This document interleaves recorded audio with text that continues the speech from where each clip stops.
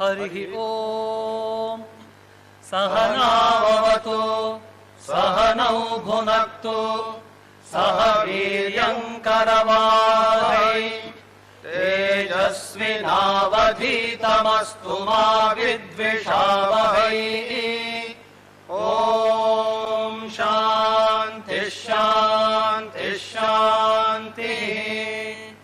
Namaskaram. I, Sai, on behalf of Vivekananda Study Circle, welcome everyone to our fourth lecture of the series, Nation Building the Vivekananda Way, jointly organized by Vivekananda Study Circles, presently functional across the IITs and the IISc. The opening lecture of the series was delivered by Sri Sridhar Vembu, CEO of Johor Corporation, Rural Revival and Technological Self-Reliance, organized by VSc IIT Madras, was followed up by Srimati Nivedita Bide, Padma Shri awardee, Vice President Vivekananda Kendra on Yoga, a Way of Life in the Post-COVID World, coordinated by the VSc Vivekananda Samiti, IIT Kanpur, and was followed up by Dr. R.P. VB, founder head of Vibhu Academy, consultant faculty, Bangalore, on Women in Ancient and Medieval India, VSc IISc Bangalore. Today's lecture, Carnatic Music and Mind, is being organized by VSc IIT Madras. We would like to thank Srimati Sudha Ragunathan for accepting our invitation. We are indeed very privileged and delighted to have her with us. I shall now take the privilege to briefly introduce today's speaker. Srimati Sudha Ragunathan is one of the brightest stars of Carnatic music in India. Her distinctly stunning vocal style has ignition and spirit across languages, frontiers and ideologies. Among the first in her generation to receive many prestigious awards, including the Padma Shri, the Padma Bhushan, Kalaimamani and the Sangeeta Kalanidhi, her mastery over vocal techniques and complicated styles makes her one of the most sought after artists in Carnatic music. Sudha has performed a range of concerts and festivals worldwide and has released over 200 albums with leading companies. She is a top-ranking artist for Prasar Bharati, Doordarshan. Sudha also has the unique honor of rendering Vande Mataram at the Central Hall of Parliament, New Delhi, on 27 Jan 2000 to mark the completion of 50 years of the Free Indian Republic. At the end of this talk, we will be having a question and answer session. You can put your questions in the YouTube comment section. So without any further ado, I would like to request Srimati Sudha Ragunathan to address us. It's a privilege for me to be a part of this initiative of lectures that could be categorized as motivational talks. As introduced, all of you know that I belong to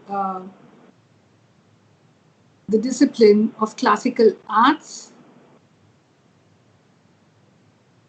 I'm a performing musician, a vocalist, and hence the experience that a vocalist gains during the musical journey is something that is enormous. And when we relive and share those experiences, I think it adds so much value to the people whom we deliver the address to.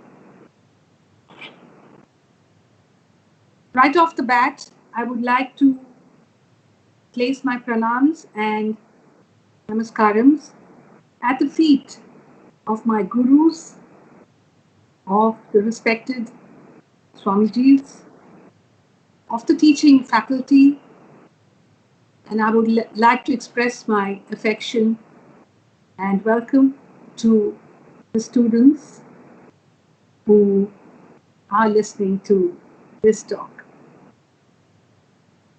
Since the topic is a little on the more serious side, I have taken down notes lest I forget to address certain salient points that I would like to put across. In a gathering of 100 people, irrespective of demographics of the crowd, if you ask them, what is your favorite pastime? At least, I'm saying at least, 80 of them would say listening to music. Being a musician myself, I would like this number, of course, to be 100. But 80, I feel, makes this world beautiful. Beautiful with the resonance of music. It doesn't matter which genre of music, classical, folk, Western, Carnatic, Hindustani, Bollywood, film music, anything, devotional, whatever it is. It's almost impossible, I would say, to find someone who doesn't feel a strong connection to music. Is this surprising to some of you? I wouldn't think so. It sounds so natural to me. Every culture in this world has music and song. And those songs serve many different purposes. Right from accompanying a dance, soothing an infant who is wailing, or expressing love. Music really is a universal language. None of us really know when and exactly how music came into our lives. Could it be through lullabies? Or even before that, right from the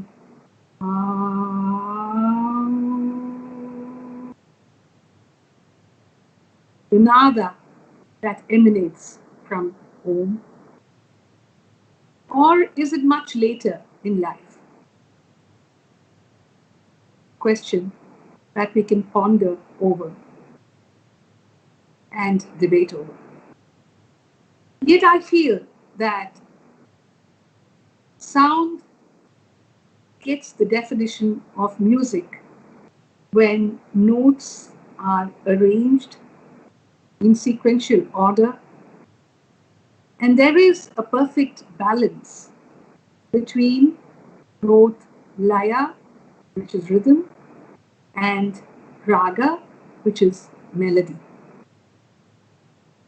No one really taught us to listen to music or to enjoy those little nuances that take us to the ultimate bliss that music provides. It made its way quite naturally into all our lives at different levels, in different forms, at different phases in our lives. Simply put, very simply put, music is ubiquitous in our day-to-day lives. It has become the background track in our lives. Sometimes we only subconsciously notice that. Whether you're shopping, whether you're walking, whether you're attending an IPL match, or you're on hold with a cell phone company, music is just present everywhere. This is not even discussing the more conscious uses of music. Whether we're studying for our final exam, commuting to work by train, or even humming while stirring the food in the kitchen, it's just music all the way, I would feel. Is music entertainment? Is music a resource, a source for meditation? Does music heal the soul, heal the mind, heal the heart, heal a troubled physical disturbance. It's just everything. Music is entertainment, music can be meditative, music can be healing. What is entertainment? Entertainment is anything that gives you joy. Almost all of us, every one of us, need some sort of entertainment in life. And music is often seen as the simplest and best form of entertainment to many of us. While not everyone would have picked up a brush to paint or would have taken to the dance floor, every individual in this world will at least at some point of time in the day hum some kind of music, consciously or unconsciously. You can also enjoy music by simply watching artists do what they love. You enjoy classical Carnatic music, the one that I represent in this way. You watch us sing, you watch us perform, you listen to us. Sometimes you listen to us and watch us. That's what happens when you walk into an auditorium to experience a concert. The music, the Carnatic, I would vouch for the Carnatic as I'm an exponent of that discipline. The music just causes you to forget everything that has worried you till that point of time when you take your seat. It makes you sit still and enjoy. It's like an experience which is surreal, takes you almost into a zone where you feel that you're not in this world anymore. There are just musical notes there. There's just you and the artist there. Just the music, just the beats, just the raga.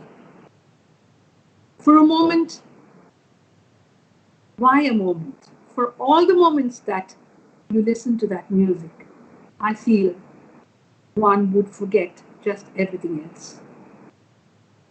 You feel like it's an invisible thread or string that ties you with the artist, tuning you to some divine frequency and makes you soak in it as a part of eternity. It's some unfathomable form of arcane energy that fills the room or the auditorium. And I would never demystify that, never attempt to do that. I would just flow with the current that unites me and the music. Sometimes when I perform, I forget where I am. I forget the audience before me. I'm completely oblivious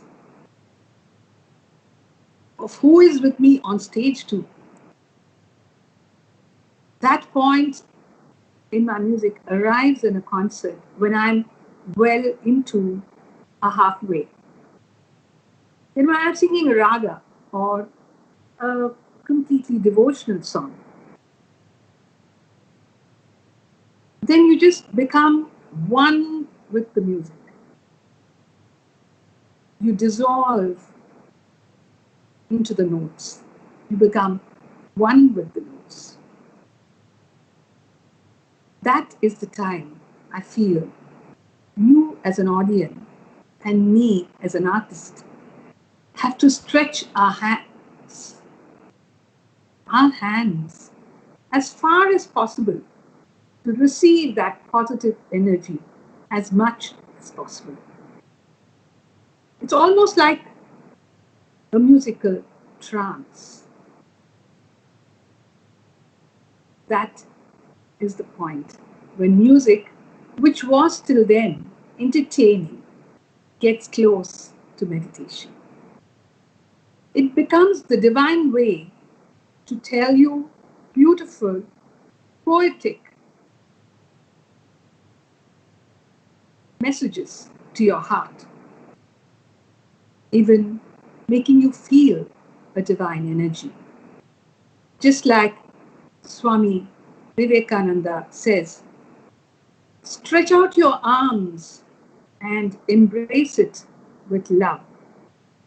If you ever felt you wanted to do that, you have felt God. For me, singing is a unique exercise wherein concentration, meditation, the breathing, the pranayama, everything takes place simultaneously. There is raga, there is swara, there is kriti, which has lyrics, and there is kalpita sangeetam and manodharma sangeetam. Kalpita is what is taught to us by our gurus, and manodharma is creative music, which we weave between the artists on stage at that moment. When I sing,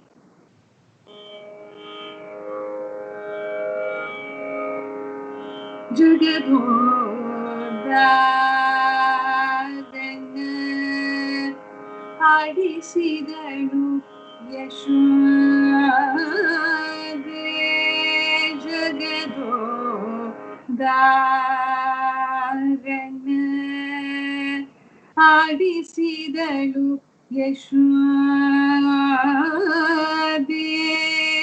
ಜಗದೋದಾರಣ್ಯ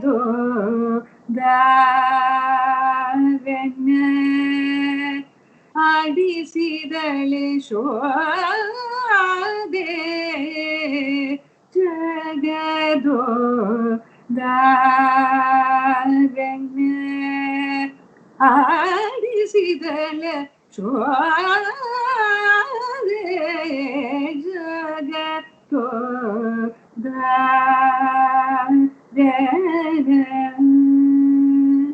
This is something that has been taught to us, something that we learn from past masters, from our gurus, and we present it. But when we sing,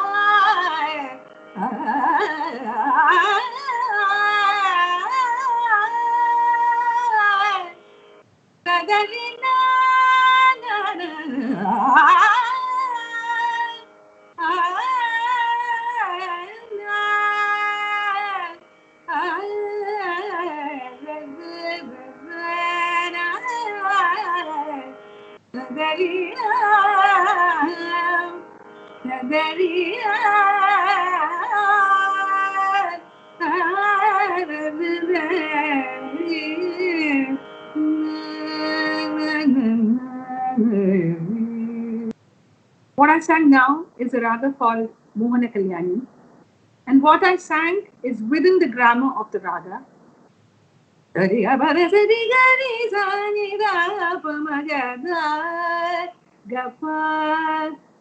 It's within that framework. When you take a photograph and you fit it into the frame, you tilt it, you place it at a point where it fits in correctly. So too, in Manodharma, we understand the raga, we understand the phrases that are grammatically right in a raga, and then just juxtapose it with your imagination. So what I sang now was created at the moment within the grammar of the raga. So all of this happens simultaneously in a concert. It happens through many unconscious processes of the mind. It comes with years of rigorous practice. When we sit on stage, we have no time to think what should be done next. It just happens sequentially. The moment I start to sing the Varnam or the Kriti or invocation on Ganesha, the music starts to flow. And from there on, it takes its own pattern, takes its own course. The swaras just flow, the ragas just come in. There's more of the magic of creativity that happens in a Carnatic music concert. There is complex mathematics sometimes. There's more lyrics when we sing shlokas and what we call as virutam. There is a beat, sometimes there is not a beat when we sing ragalaps. We make the output completely different from what the output is at home when we practice. Sadhakam or riyaz is completely different from what happens on stage in a concert. All these creative energies that are put into a concert transfer the listeners to a spiritually elevated space. Many times, besides performing in India, when we perform outside, for example, in Europe, in Germany, Switzerland, France especially, when the Europeans come and listen to the concert, do they understand the raga? Do they understand the bhasha, the language of the lyrics? Do they even understand that a composition has a charanam, an anupallavi, and a pallavi? No. They come for the experience of the meditative effect, the experience of just the music. And I can really tell you all that many a time when I speak to them after a concert, when I interact with them and ask them how the music was, what they felt, were they able to get transported into a different zone or sphere? It has always been a yes. They have said that they have forgotten the stress of what needed to be done the next day, or all the stress that they had experienced during the day, till the point that they arrived at a concert.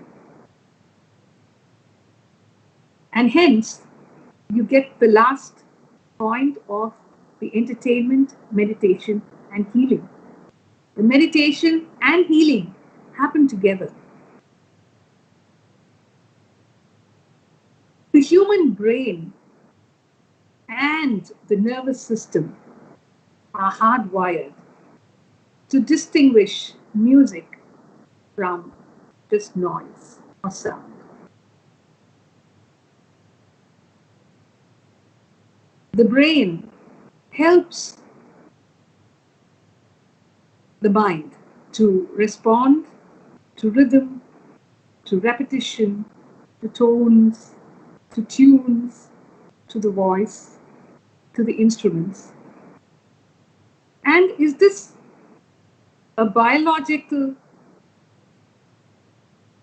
arrangement, an accident, or does it serve a purpose?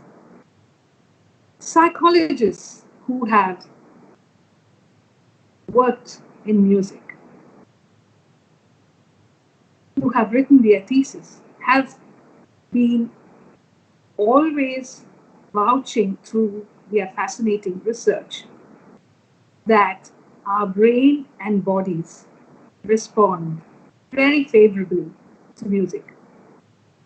The fact that infants can be put to sleep by mere singing of lullaby by the mother isn't plain testimony that music has an amazing effect on the human mind. The baby does not understand the lyric, nor the meaning, nor the melody, but the calming and soothing effect that the music brings in lulls them to sleep. Every day, sometimes, the mother sings the same song and the child wants the same song. Kanne, kanne, yen kanmaniye, kannorangai talelo, kanne, yen kanmaniye, kannorangai talelo.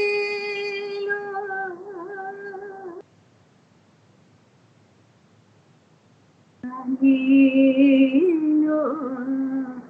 talelo.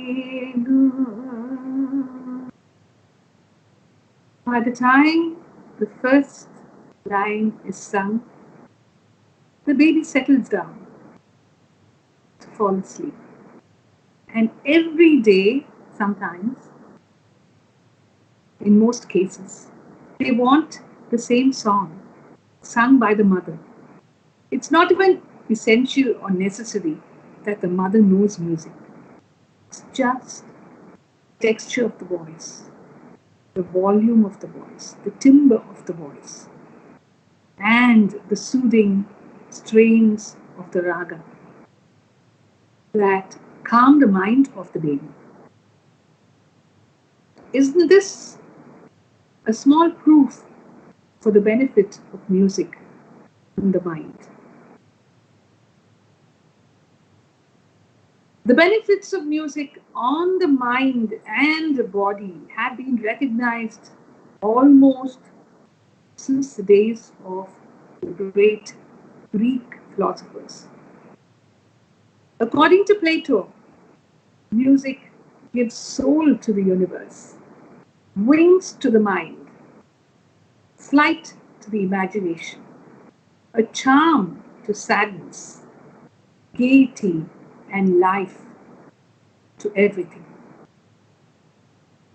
More than 400 years ago, William Shakespeare said that music can raise out the written troubles of the brain. Similarly, Saint Tyagaraja, in his Kriti Sangeeta Shastra Jnanamu, says, the knowledge of music, brimming with the 9 rasas, bestows the comfort of attaining the same form as that of the Lord. Such a knowledge indeed confers the highest form of love, devotion, affection, the grace of Almighty, the wealth of self-control, firmness and renown.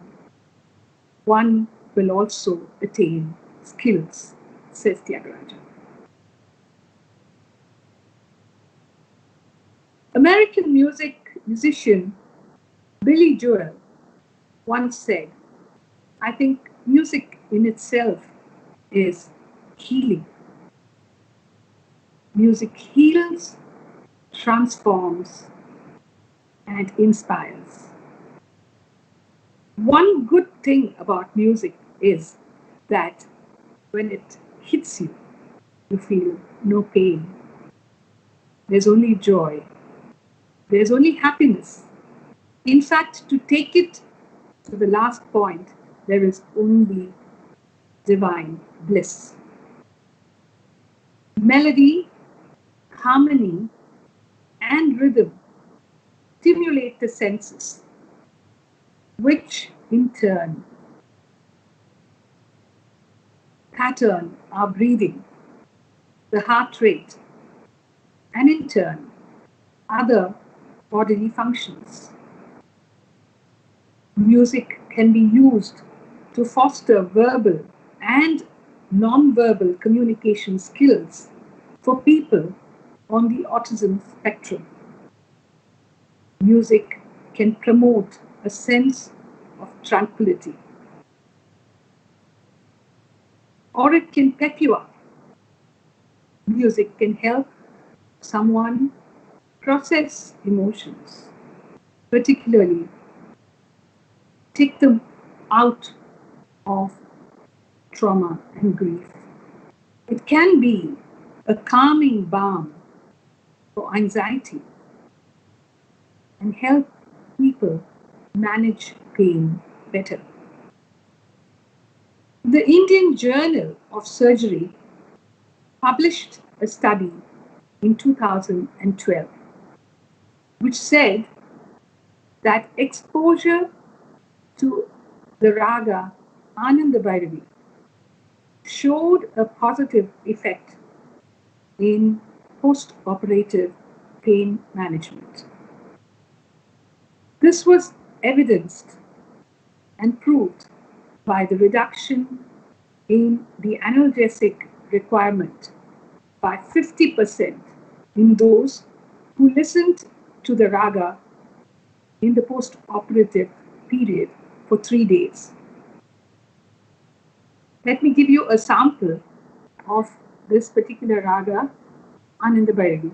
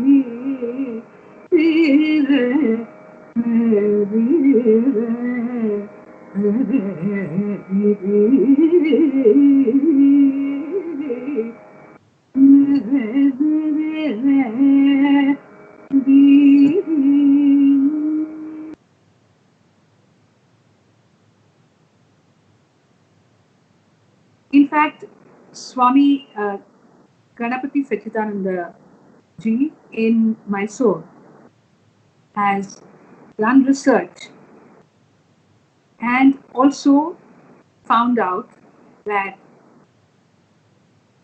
Ananda Bhairavi brings down hypertension, brings down levels of blood pressure, helps people who are in depression. There is something in the swaras of the raga that create an energy of healing. Experiments other than this particular raga, experiments on other ragas, have demonstrated the other therapeutic values of music.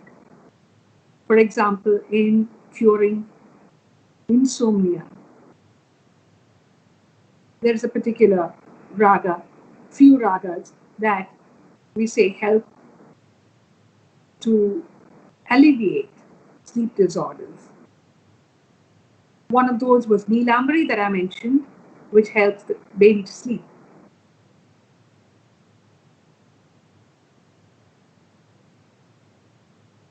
It also helps when we sing as a group. Communal singing helps all of us to bond with each other by releasing oxytocin into our system. You've heard of Bhajana Sampradaya. You've heard of bhajans being sung in groups. It leaves you with a happy feeling, a nice feeling. It doesn't matter whether you have learned music, you know to sing to raga or tala or to shruti. You just sing for the pleasure of singing, for the happiness of being a part of the group. And this really helps us unite, helps us in the bonding. Studies conducted around the world have arrived at inferences that listening to classical music, be it Carnatic or Hindustani in our country, India, listening to classical music after a stressful moment or moments definitely helps in reducing anxiety, anger, and increasing relaxation compared to any other form or discipline of music. The unadulterated ragas in Indian classical repertoire are a blend of symphonic compatibility between the 7 notes, which we call the Saptaswaras. Sa, Ri, Ga, Ma, Pa, Da, Ni. Compatibility between the 7 notes and the 7 primary chakras in our body. This perhaps explains the impact that classical music has on our mind, body, and soul. Depending upon the tonal quality, a raga can induce or intensify joy or sorrow, exuberance or peace. And it is precisely this quality that forms the basis for therapeutic application. There is an important link between body and mind that completely controls our movements, our thoughts, our emotions. By discerning the emotions and controlling the wave patterns of the brain, ragas can thus be a powerful medium to treat many a common ailment. Regular exposure to a specific raga under particular conditions and guidance has clearly identified the effects. As I said, while Neelambari can induce sleep, Ananda Bhairavi can bring down hypertension and the levels of depression that a person is in. The raga Bauli, the raga Bhupalam or Malayamaratham, when played just before dawn or at dawn, serves as a pleasing invitation from the world of music to people to get up, to wake up from sleep and experience the day. Bauli, the moment you start singing Bauli, you will feel it's dawn. It's almost going to be 6 p.m. in another half hour. But the moment I sing Bauli now, if you close your eyes, you can visualize dawn.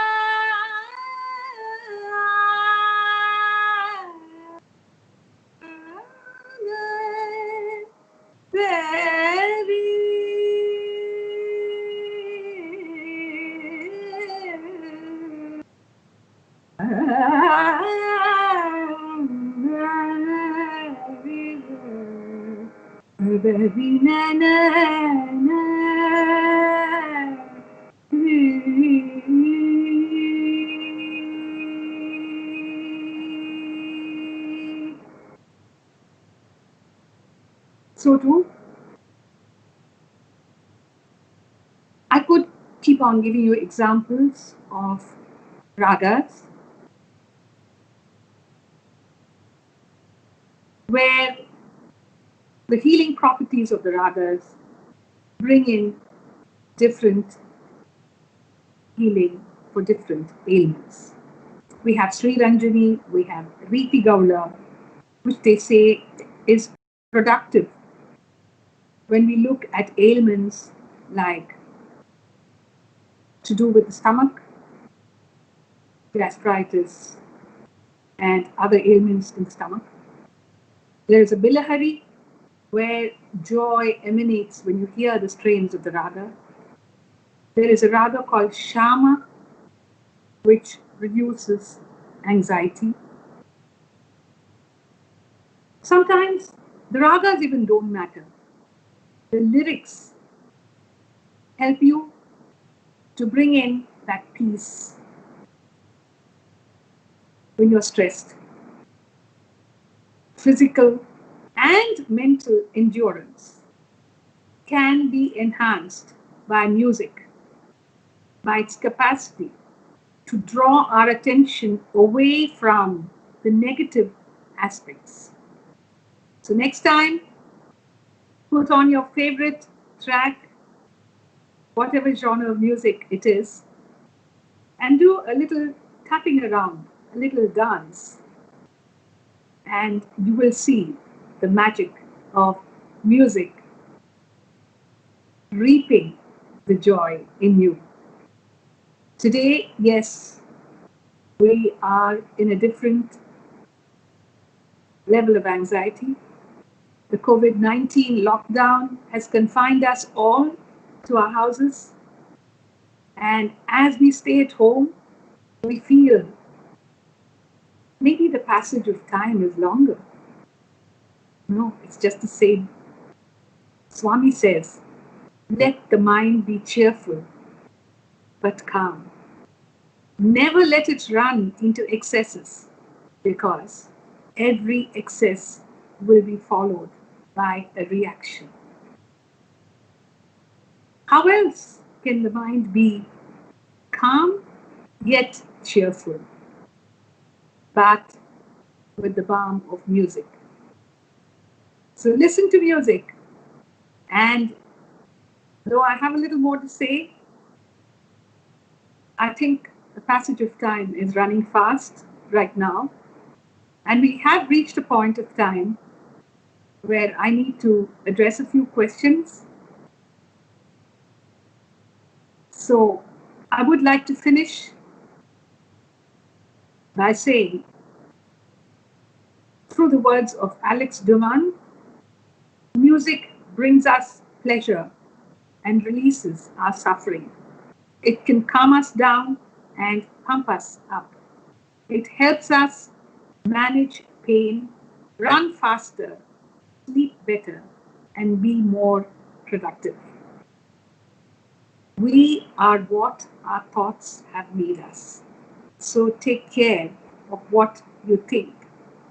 Words are secondary. Thoughts live. They travel far.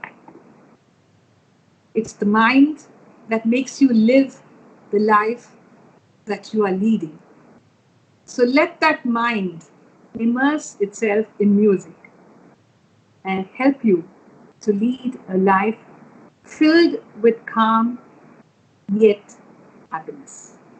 Thank you. I'm ready for the questions now.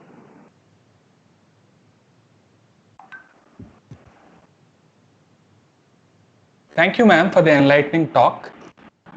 I'm sure all the participants must have benefited from today's talk. Now the floor is open to questions. There are some questions already in the YouTube section. We'll go to that. So, is singing as effective as listening to those ragas? Sriram Krishnamurthy has asked. What is it? Is singing as effective as listening to those ragas? Singing gives you the experience. When you sing a particular raga, if the person is singing it, if I am singing it, I experience the raga. And the raga, the healing properties, it plays on the mind, it plays in the heart, it plays in the system, in my nerves, my muscles. It's experiential. It's a personal experience. But when one listens to me singing, that is pure experience. The effect of the raga reaches the person from me, and when you start to experience it, they say chewing the cud. When you start to experience it and experience it, re-experience it, then the raga does its healing process. So it's a little more, the process is a little more complicated when you just listen to the raga. When I sing the raga, I feel I get the healing immediately, or the meditative effect. When you listen to it, it takes a little more time. That's the only difference.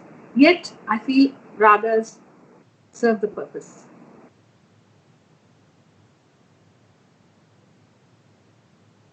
All right. So one more question is, Ankit ji, he was attending your classical fusion in IITM. So he was asking, what do you think about classical fusion? Yes, Ankit ji, fusion has been interpreted by many in different ways. Some think that it's confusion, a lot of confusion, and they would like to listen to when there's classical fusion, it's like Hindustani singers singing the rag in that style, and the Carnatic raga is being sung in the Carnatic style. And the instrumentalists also come in the way. The mridangist plays the Carnatic way, and the tabla is played for the Hindustani artist. So that there is a kind of a merger of two styles of music. Many who are open to this, who want newness, who want innovative music, something different, something more, kind of a breath of fresh air, love this kind of fusion. But there are some who would prefer to stay with the separate identities or entities. In my opinion, I think one should be open to fusion when it is planned well and executed well, because the sound that comes out of a well-planned and executed fusion is something totally different. And I think someone who loves music, who is passionate about music, should experience this fusion. So I'm a votary of classical fusion. Okay. So George Smith has asked one question, that is it important to understand the lyrics, or is it the structure of the sound that resonates with our mind that is more critical? Which one is more critical here? I guess that's what the question is. To me, neither.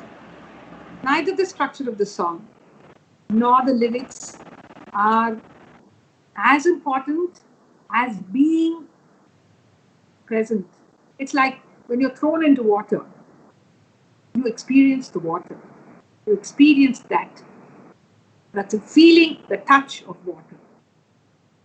You're not immediately thinking of, I should swim. Do I do a breaststroke, or do I do this? Do I go up? How many laps do I go? Who is next to me? Who is behind me? Who's in front of me? You don't think of anything. What do? The touch of the water gives you that freshness. So too, I would think just the music, just immersing yourself in the music without thinking of the lyrics, without thinking of the structure of the song, without even thinking what raga it is, or is it 16 or 8 beats or 9 beats, nothing matters initially. Of course, after this experience, if you really knew the lyrics and understood what was being sung, if you knew the rhythmic cycle that was happening on stage, it's a double joy. It's a double bonanza.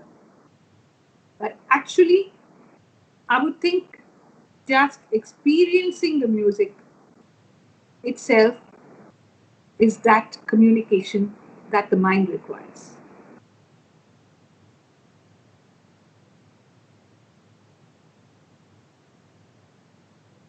So, one question from Shiv Kumar: what steps should be taken music to all our children, and perhaps make it a part of our school curriculum?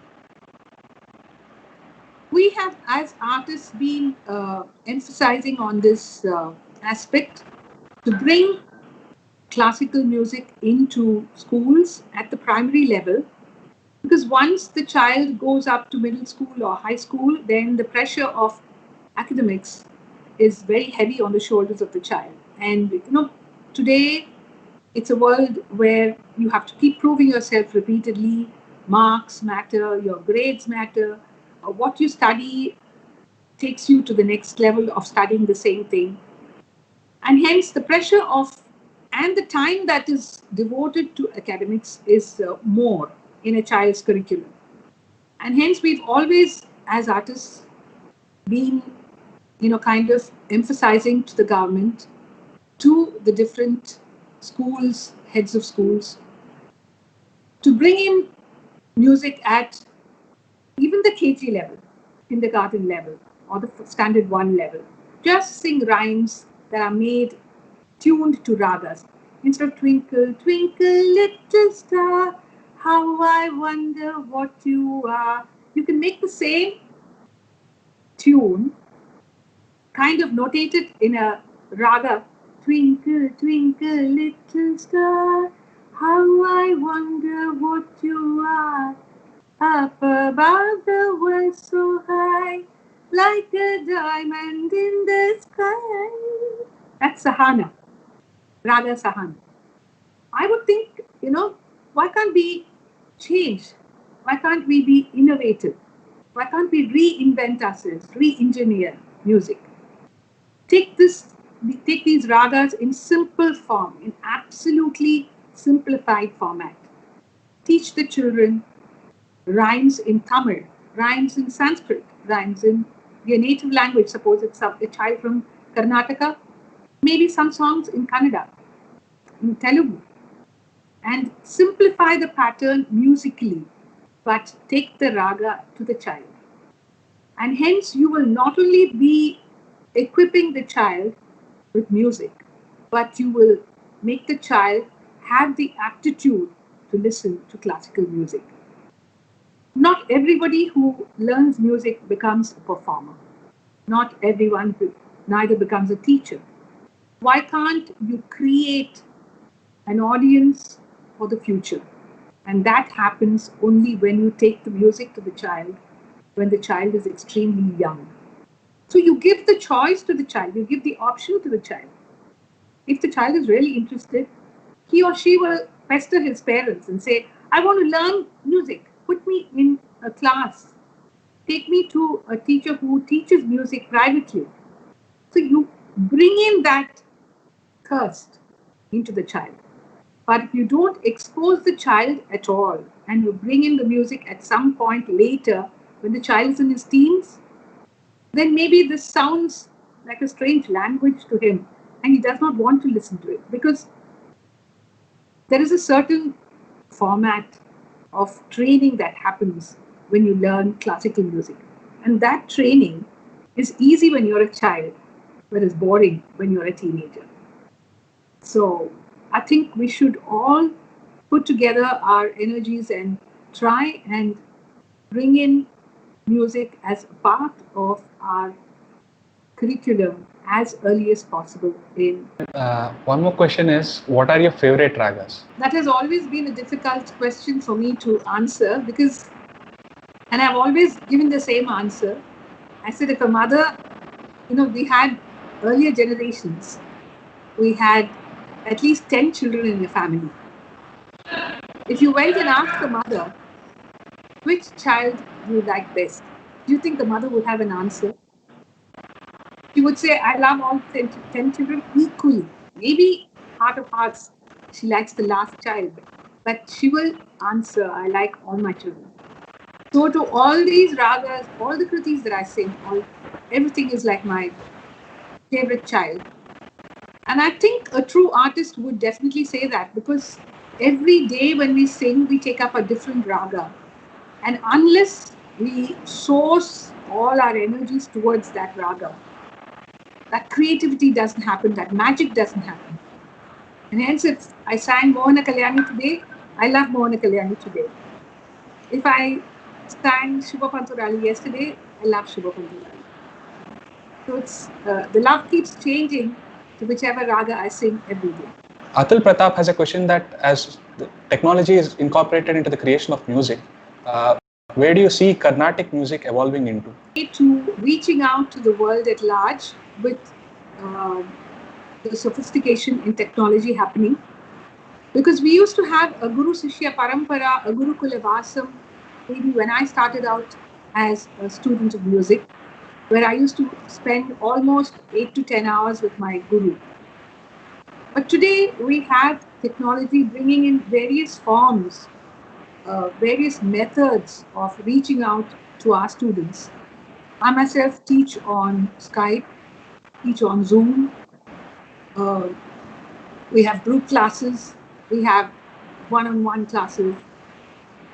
And I think that, it enables a child who's thirsty for music, who wants to learn music and is not within reach. Suppose the child is in Norway or in New Zealand, Auckland, or in Abu Dhabi or some other place, and there's no chance of the child coming to Chennai very often to learn music. The Skype helps. Sometimes we take a FaceTime class,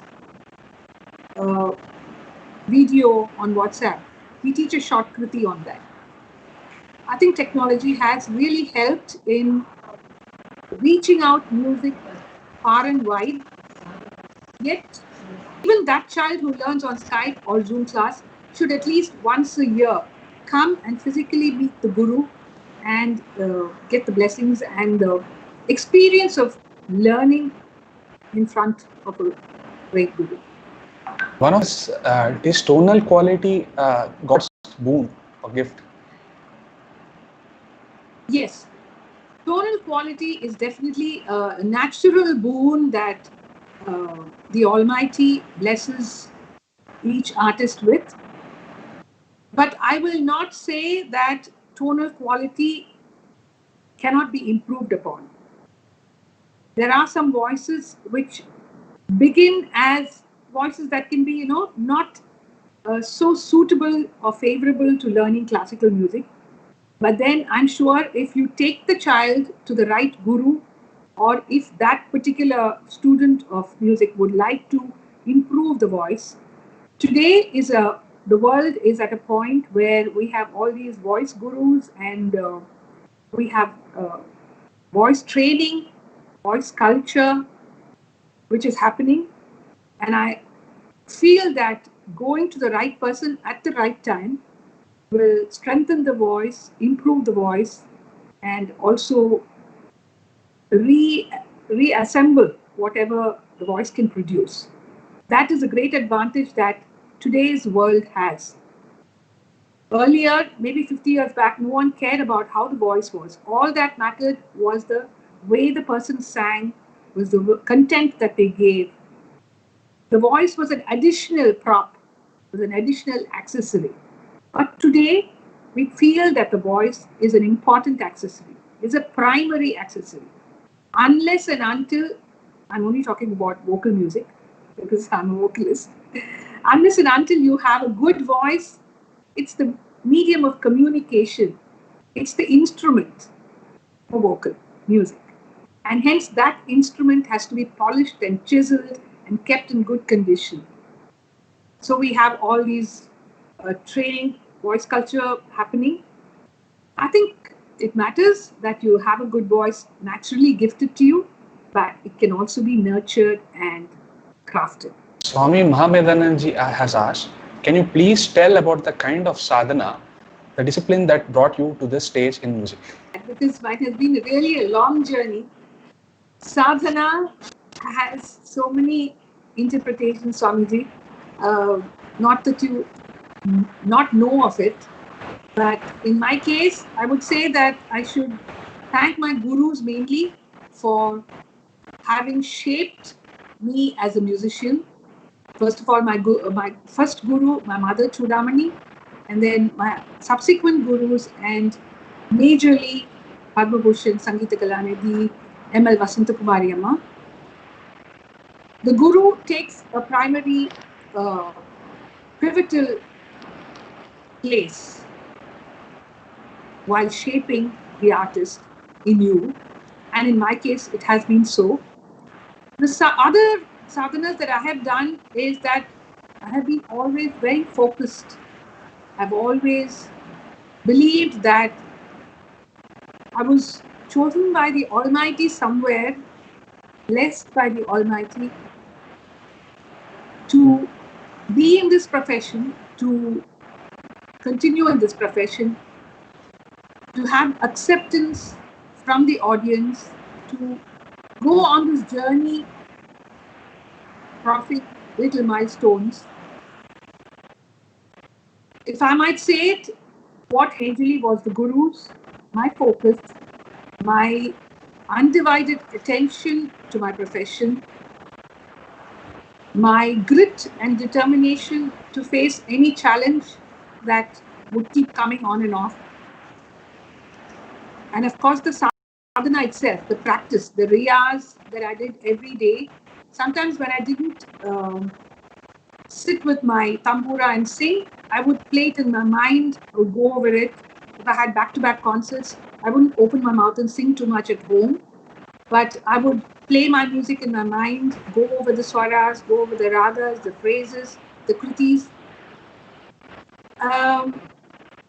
All of this has helped me, but of course, above all, it's the blessings of the Almighty.